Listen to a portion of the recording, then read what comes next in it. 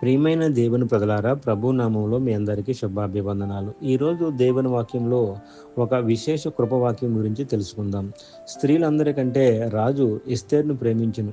కన్యలందరికంటే ఆమె అతని వలన దయాదాక్షిణ్యములు పొందెను. అతడు రాజ్య కిరీటమును ఆమె తల మీద ఉంచి ఆమెను వస్తికి బదులుగా రాణిగా నియమించును అని ఎస్తేరు గ్రంథం 2 అధ్యాయం 17 వచనంలో రాయబడింది. ఈ వాక్య భావం: ఈ వాక్యంలో దేవుని కృప ఒక మనిషిని ఎంత ఉన్నత స్థితికి తీసుకెళ్తుందో చూపిస్తుంది.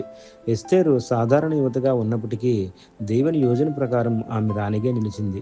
మన జీవితాల్లో కూడా దేవుని కృప ఉంటే మన పరిస్థితులు మారిపోతాయి. దీని ఆత్మీయ సందేశం: మన అర్హతల కంటే దేవుని కృప గొప్పది. దేవుడు అనుగ్రహిస్తే ఎవరూ అడ్డుకోలేరు. సరైన సమయానికి దేవుడు మనల్ని పైకి తీసుకువెళ్తాడు.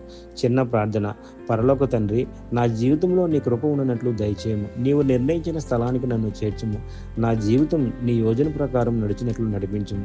యేసు నామములో ప్రార్థించుచున్నాము. ఆమేన్.